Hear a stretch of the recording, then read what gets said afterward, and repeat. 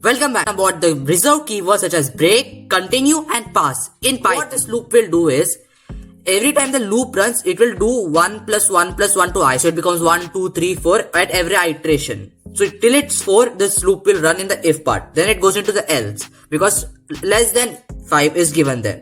So now what does this continue means? If the number I in every iteration is less than 5, then the loop should just start again. So what it'll do, it'll just start the loop again, it will continue the loop. But as soon as it is not less than 5, so it goes in the else part. So it will print out the loop as broken. So it will break out of our while loop and we can say print the loop is broken. We can also just print out I every time. So we can check what is happening.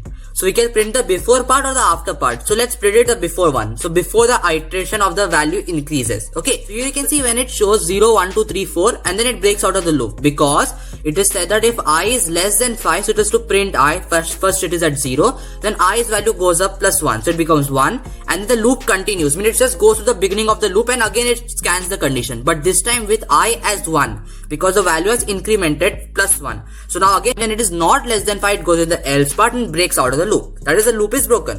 When you press break, it goes out of the loop and prints out what is extra out of the loop. That is, the loop is broken. Now let us do one thing. Let us change this to pass.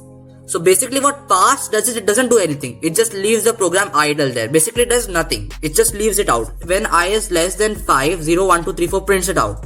But else, now if it is greater than or equal to 5, pass means nothing. So the loop as the program as it ended, it just stuck here because the else part is doing nothing. If you want that to run, you have to break the loop. Then only this will become a runnable function, the print function. So guys, that's it about break, continue, pass and return statements in Python. If you want to see more of such videos, make sure you subscribe, like and share. Until then, bye.